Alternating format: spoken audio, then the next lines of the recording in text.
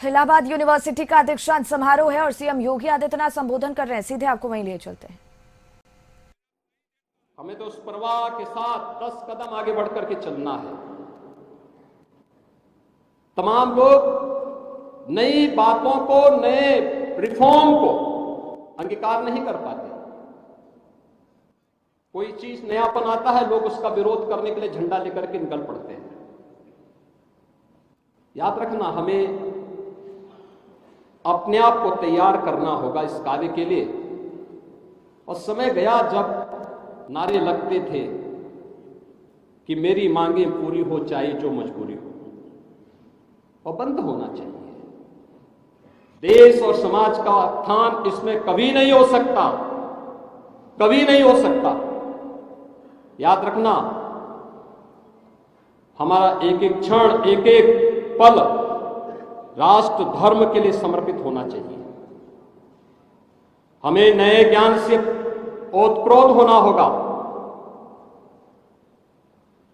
इलाहाबाद विश्वविद्यालय को फिर से जीवन के प्रत्येक क्षेत्र में युवाओं की एक उत्कृष्ट टीम को नेतृत्व प्रदान करना पड़ेगा, उसे आगे बढ़ाना पड़ेगा।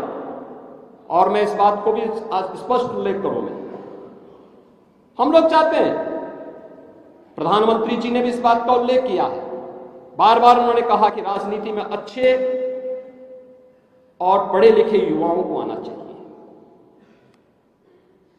और विश्वविद्यालयों को भी तय करना चाहिए कि छात्र संघ की जगह क्या हम विश्वविद्यालयों में युवा संसद का गठन कर सकते हैं। ये युवा संसद जिसमें हर क्लास में तय होना चाहिए कि पहले ही वर्ष में कोई छात्र चुनाव लड़ने के लिए ना आने पाए, लेकिन हर क्लास में पहले प्रतिनिधि चुने जाएं और फिर उन प्रतिनिधियों में तय किया जाए कि कौन दूसरे तीसरे ईयर्स में या फिर पीजी के कौन से छात्र चुनाव के मैदान में अपने आप को तैयार कर सकते हैं, कौन चुनाव लड़ेंगे। मेरिटोरियस छात्र, जीवन के अलग अलग क्षेत्र में कार्य करने वाले वे छात्र जो समाज को दिशा दे सकते हैं, वे लोग जाए। अन्यथा मैं एक बार देख रहा था, एक विश्वविद्यालय में छात्र संघ का एक पदाधिकारी